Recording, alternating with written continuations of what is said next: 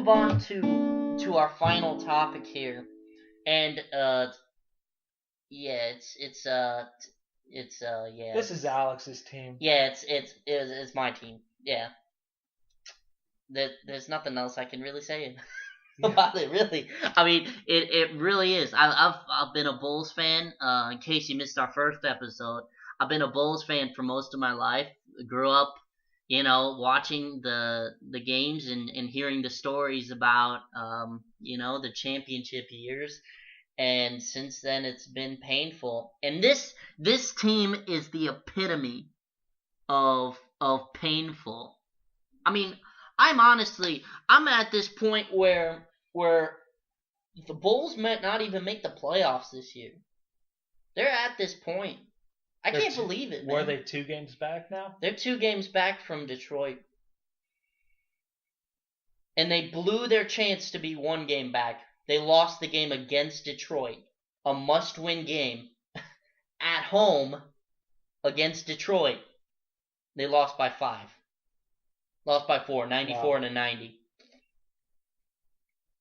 This team has it's blown its opportunities to win games that they've needed to win. I wouldn't even say at home. You look back even further in the beginning of the season. Yeah. They were what, a 2 or a 3 seed at one point? Yeah, they were 2 seed last year in the playoffs. They were looking good earlier this season. They were. What happened? I honestly, I can't even get a read on it. To be fair, they've had a lot of injuries. Yeah. Injuries have plagued this team for 5 years. That's the meaning of it all. To all their main guys. Yeah, Derrick Rose I don't even need to talk about Derrick Rose. You guys can. You can expect him to be. Yeah, that's the first name that you guys would probably thought of in your head before. But losing Joakim Noah. But my question is, was Joakim Noah there ever this season? Was he ever there this season? No. What a tragic oversight. This is why this is so frustrating. Is because we went out and we got another Carlos Boozer and Pau Gasol. Yeah. We passed up on Carmelo Anthony. You realize Carmelo Anthony was a day away from saying, yeah, I'm going to sign with the Bulls. I'm sorry, Knicks. I know you're offering $120 million. $124 was what he signed for. But I'm going to go play for the Bulls for $80. And, yeah, goodbye. Win me some rings. Yeah. Potentially. Especially with how good that lineup. And you know what? I posted a picture on Alex's Facebook page today. Yeah. And you know what? I think the issue with this team is that defensive identity that they once had for so many years that built them into title contenders is gone. Yeah. And you know what? I think it starts, like you said, with Pau Gasol. He's just a walk-in door on defense. He is the most pathetic pick and roll defender I have ever watched in this game. He's the most laissez-faire. I'm not going to rotate out on my man. I'm not going to hedge out ever. The point guard can take a wide open jump shot. The roll man can take a wide open jump shot. I cannot rotate out to him. And I will not rotate out to him. Yeah. In a game of pick and roll, you cannot play soft pick and roll defense. You can't. You can't anymore. Everything is pick and roll now. When your 5 cannot go out there and guard another stretch guy. When he can't stop somebody like Millsap, Horford, that's why the Hawks own this series. They won 4 games this year against the Bulls. I think the Hawks won all 4 of them. Yeah. They swept the series this year. 4 games this year. That's because Horford and Millsap. Because our bigs. Taj Gibson actually did a pretty good job. Taj Gibson's a warrior. He is great. I've always loved Taj Gibson. Man, he has always been down in the trenches and guarded. Even if he didn't score, he guarded and he played defense hard. And he played the guards when they switched hard. He played hard. He was part of the bench mob, the original. He's been on this team for his entire career. since day one. He's built this team. Since he came out of USC, he has helped build this identity of this team. You could say the same thing about Noah, too. Noah has built the identity of this team. And what happens when you go away from somebody like Noah? You lose the identity. And when the identity is gone, this record happens. And not only that, but the coach that they have right now doesn't help with losing that identity.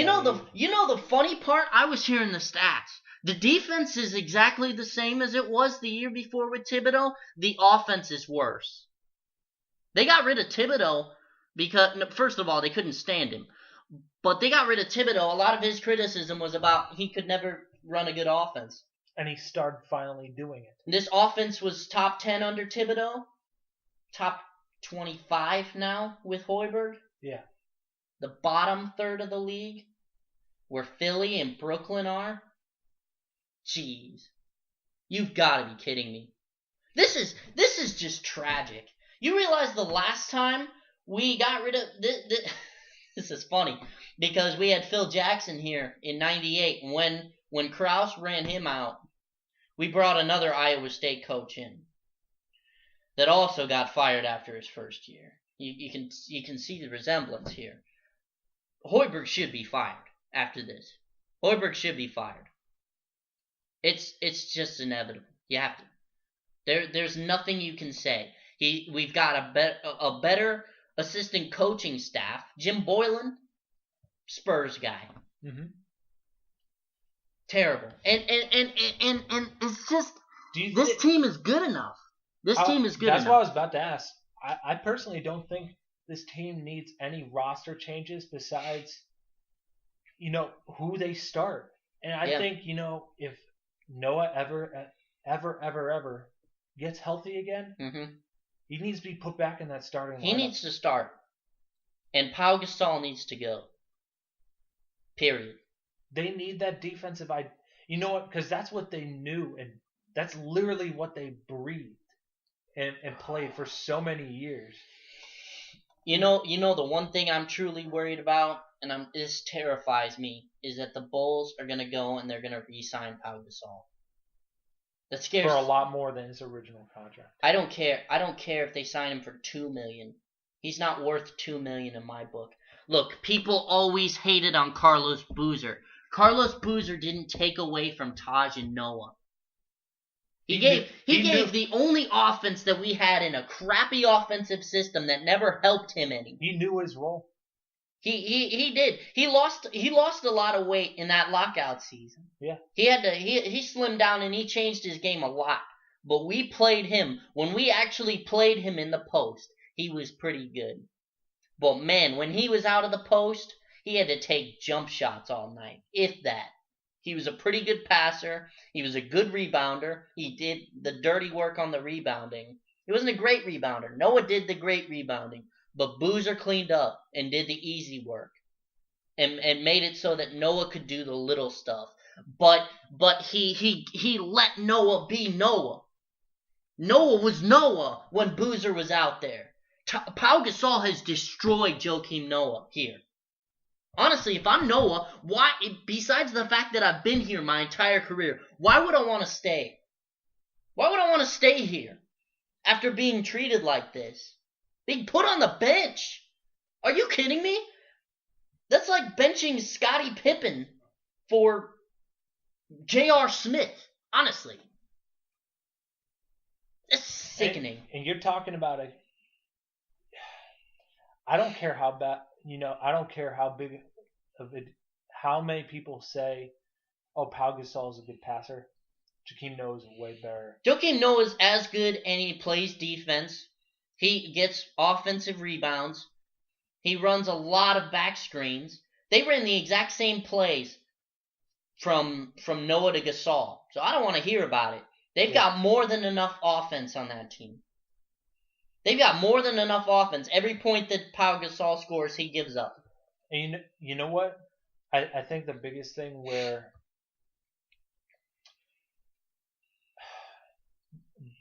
currently, with this Bulls team, you've got two centerpieces in Gasol and Butler. Rose is kind of a second thought.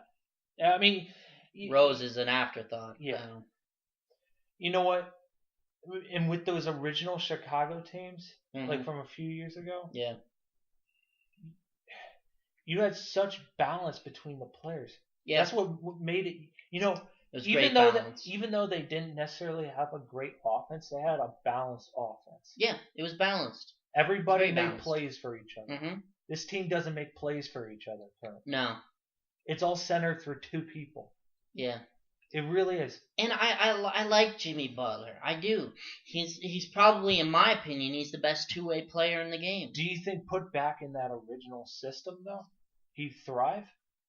Well, I think he'd thrive in any system. Honestly, I do too. He's a low he's a low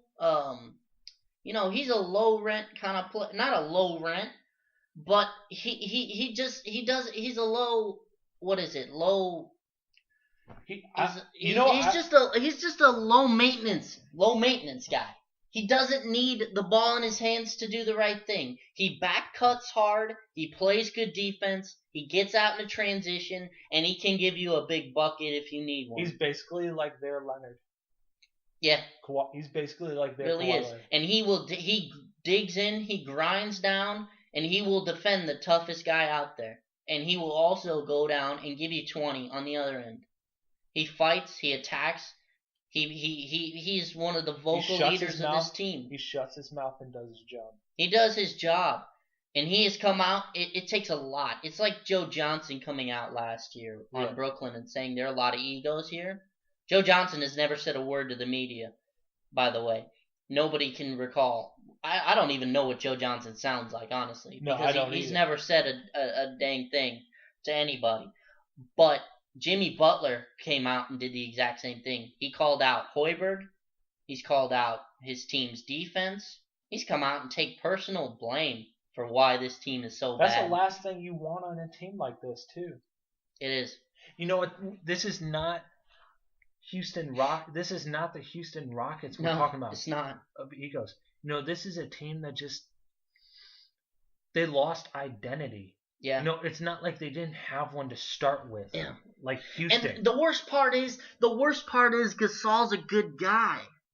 That's the worst part. Gasol's gonna go into the Hall of Fame here. He's not. I don't think not quite for his basketball accomplishments, but for his worldwide accomplishments. What he's meant to the rest of the world and for the international leagues in Europe. Spain's team. Spain, in Europe. I mean, he's put a brand out there for Spain and Spanish basketball. It's become very big since Gasol came into the league. Both of them, in fact. Both are very important. And now they're big competitors in what, FIBA now? Yeah, They're definitely big competitors in FIBA. He won the MVP in FIBA last year. Wow. I think he was the oldest player to ever do it. He was like 35 when he did 36, 37 now. Something like that. But man, he just doesn't do it. And this roster has enough. This roster does have enough. I like Aaron Brooks.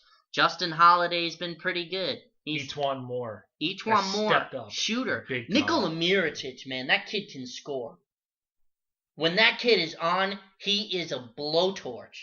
He is so good at scoring the basketball. Yeah. He's a fantastic shooter. He can stretch the floor. My God, when he was on in that Knicks game, when he hit 9 threes and had a career high of 35. Oh my goodness. That kid can score. Taj Gibson is an anchor. He will fight. He will scrap. He will play hard. I like Aaron Brooks, man. He's a bit like Nate Robinson. Yeah. He makes tough shots. He takes some crazy shots sometimes, but he's a point guard. You need a crazy guy on a team. Man. Yeah, and he gives a great offensive touch. Now he's not great defensively, Nate Robinson, but he's a great offensive player, and he's a good scorer, and he just opens up a lot of the floor. A couple of things for this team. I think if they want to get back to where they were a year ago, they need to get healthy. They do need to get healthy. That is the number one thing. Yeah. Because that's detrimental to a team that is an all-in effort when it comes to like team defense. Yeah. Second of all, they need to get rid of Hoiberg, and they need a coach that's going to emphasize that defensive mentality. Yeah. They need to get back to that. You've said Mark Jackson. When we were having a personal conversation, I wasn't thinking straight when I said that. Though. No. You said Mark Jackson when you were talking about the Pacers. Yes. And I'll give you credit because that was when the Pacers lost by 20 to the Magic that night. We were driving home from the game, and we went to that game. That was a fantastic game to be at for everybody except for a Magic fan. Except for a Pacers fan. Yeah, right. Magic. Man, Magic look good for next year. I'll say that. They do. I was proudly wearing my Vucevic jersey, but man, you said Mark Jackson for replacing Vogel, and I said no. I said no. You should keep Vogel, but Mark Jackson on this team could be interesting. I think kind of an interesting little rebuild, And he doesn't mess around. He keeps a pretty good system. I mean, he'd probably get us back to that same defensive mentality. I can agree with that. You think about those Indiana teams he was with. Yeah. In the late 90s, they were pretty gritty defenses. Yeah. And he was a gritty point guard. And he ran a great offense in Golden State. Yeah. It's nothing compared to today's. Yeah. But he still ran a really great offense. I mean, I don't remember. It wasn't the right system for that team. I mean, I don't remember a time in which Golden State hasn't had a great offense. Right. But their defense was always what was to be desired. He started. Not desired. You know what? I'll make a gesture that he started for that team a defensive identity, though. I'd say, yeah. And it was pretty easy for a guy. Ron Adams is now the defensive guru of that team. It's pretty easy for him to walk in and just pick up the pieces. As much as we compliment Golden State for being a great offensive team, they're an extremely underrated defensive team. I didn't think that they were. I thought they were overhyped as a defensive team until I knew that Ron Adams was actually the defensive coordinator. And I was like, this is a great defensive team. Yeah. All of a sudden, like, oh my goodness, they had Alvin Gentry and Ron Adams. Like, those are two of the very best in offense and defense, respectively. Like, oh my God. I think you put Mark Jackson in a situation like that, though, with Jim Boylan, I'd say those two guys could. I think they get back to I'm not worried about this team. Yeah. For as much as we worried about them this season, I'm not worried about them long term. Yeah. They need to get healthy. They need to make the right moves. They need Dunleavy back. They need Dunleavy is back. But he's not still himself. They need him to be himself. Yeah. They need they need Taj back fully. Mm-hmm. They need Joakim Noah back. They need all these guys that, built that really good team. Yeah. It was funny. I made a gesture to you. It wasn't really a gesture, but it was an idea of a guy who I could pick up or who the Bulls could pick up, and I said, this guy's a free agent, and if you could trade him for Pau Gasol and lose Pau Gasol and take this guy instead, I said, yes or no, would you? And I think he said yes to this. Derrick Favors. He's a free agent. Man, what that kid could do for this team. He gives the same mid-range game that Pau gives. And he 2 blocks per game. Oh my goodness! He will rock you. It's not the post. It's not the Pau Gasol 2 blocks per game. It's the Derrick Favors 2 blocks per game. The defensive tenacity, the size. He'll actually alter shots too. Yeah, he'll change shots. He won't put a half-hearted arm to contest a shot. Yeah. He'll lock you down. Dude. I mean, that's how Utah teaches defense. Derrick Favors would be a game changer. This team, that team, I'd say automatically, if they do that trade off, that team contends for a championship. Yeah, they really do. Really, I think they one move. You keep the rest of the team the exact same, and you switch Pau Gasol and Derrick Favors. You think about how big of a deal it was for the Lakers with that one move picking up Pau Gasol. Yeah. That's one move. Imagine what things this could do. You got a long-term guy here in Favors. Young kid. It's definitely doable too. He's big. It's you got doable. Plenty of money. You got plenty of money. You got players you can trade them for too. Mm-hmm. They've got Chicago for how many injuries they've needed. They've needed a deep team. Yeah, they really have. I mean, this is probably last season was probably the worst bench the Bulls had in 10 years. I mean, honestly, it's probably been that long since the Bulls had those really bad years with Skiles. That's probably the worst bench that the Bulls have had in a long time because they had that bench mob at the beginning, and that was so strong. Like that was the pinnacle of Bulls basketball. It was just hard nose, hustle, and muscle. That was what the Bulls gave you every single night. They gave you a defensive tenacity, top-ranked defense a couple of those years.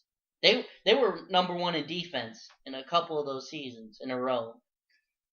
They were very good. I think you add that to the equation, but you actually have a scoring big man. The guy who can give you 20 and 10 and 2 blocks a game alongside Joakim Noah, Jimmy Butler, Derrick Rose, Mike Dunleavy. Oh my God, that team would be very good in one move. I think that's an automatic dethronement of the Cavs from that top seed.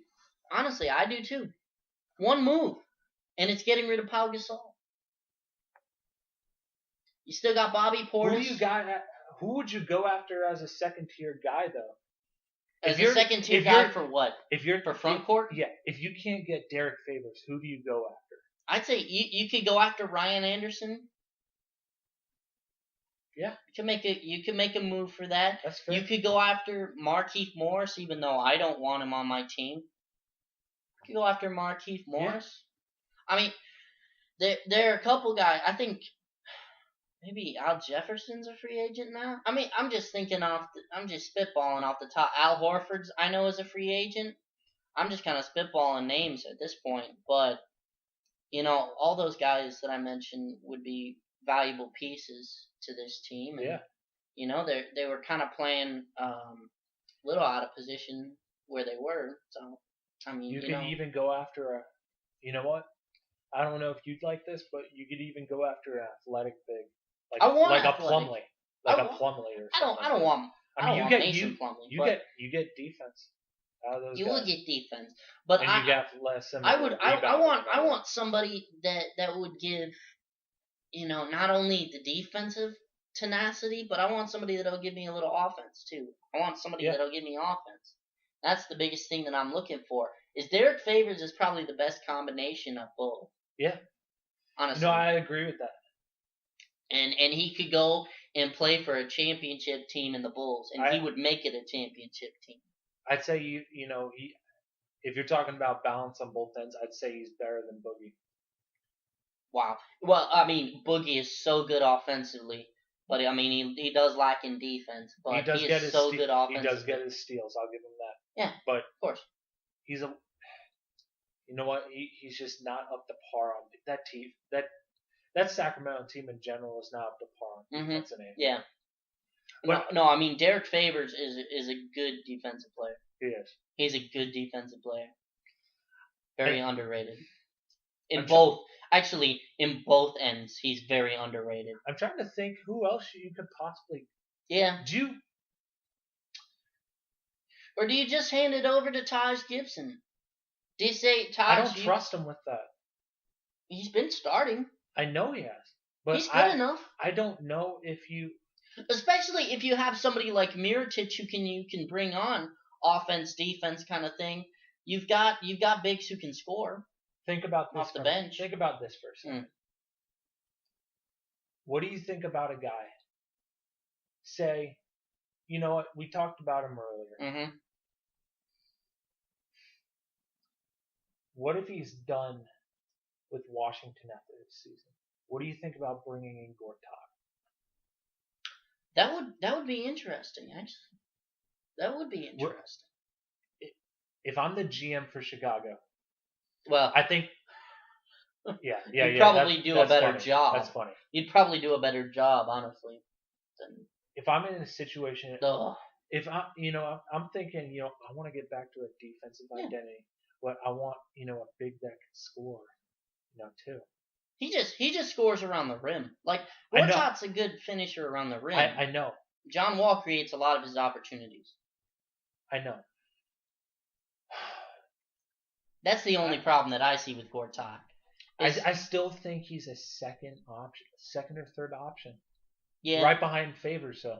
You could say that. I mean, all those guys are good options. He brings great defense too. But I wouldn't want to lose Noah. That's why I think of the position exactly. Like I would put Noah. You'd as rather the 5. have a 4 instead. Yeah. I would really. That's definitely fair because I think you still need to have that. I still think you need Taj coming off the bench bringing that. It would be kind of interesting. What if instead you got somebody like Ryan Anderson, you brought him off the bench, and you started Taj and Noah together? I like that better. There you go. I really like that. There actually. you go. Yeah. Imagine having Ryan Anderson and Mirotic. Wow. I mean, you're not very missing, similar. You're players. not. You know what? You don't need any offense in that starting unit. You bring in your bench. You could start them for the entire game. Yeah. And when you go small, you could put Ryan Anderson at the 5, Mirotic at the 4, and then you could put McDermott out, E'Twaun Moore, and Aaron Brooks, just as a potential starting lineup there. All 5 of those guys can shoot the 3 ball. How do you guard that? That's almost Golden State-esque. That is Golden State. Putting 5 guys out there. Now they can't defend like Golden State, no. but they could shoot the ball like Golden State. And you put somebody out there like Noah, Taj, somebody like that, and you could give them a defensive mindset and just play a good system out of that. There are a lot of options for this team. There are definitely a lot of options for this team, but they need to make the right decisions. And Gar Forman needs to do the right thing. Honestly, he needs to make the right decision here. Otherwise, I will never forgive him. I think he needs to be held accountable for it too. About time, honestly. He has not made any good free agent signings. No. Look, Pau Gasol looked good when he came over. It looked good on paper. It looked great on paper, and then it just fell apart because while Pau Gasol has played pretty good, he has completely overshadowed Noah. And now Noah's completely gone. And that is the cause of all this problem. I mean, that is the reason why we are talking about this right now. You even see Noah's body language on the bench during the games. Doesn't say a thing. He's depleted. Man, for what he has given for this team. For the 8 or 9 years that he's been here. To be treated like that, man. It's crazy. If he goes out, I'd be extremely disappointed, honestly. I would be really sad to see to watch Noah walk. Or he built this team with his energy. He was an MVP, honestly. He was an MVP in 2013. Yeah. When Noah was out, or when Rose was out that entire season, Noah picked up the slack and played amazing. He was averaging something like 12, 5, 5, 3. For your center to average 5 assists. 5 assists. He was averaging probably a double-double with 5 assists every game. He was just fantastic. I mean, it's just so depressing and so disheartening to watch a guy who anchored this team for years just be put to the sidelines like that, man. Like it's no big deal. Yeah. While they watch their team fall apart. Yeah, and this team is falling apart. And instead of Pau Gasol, could you imagine where we would be if we had Carmelo Anthony? Yeah. Could you imagine that? Really, I'm asking a serious question here. And this isn't one of those what ifs that you say, oh yeah, Carmelo would destroy. Noah would still be out there on the court.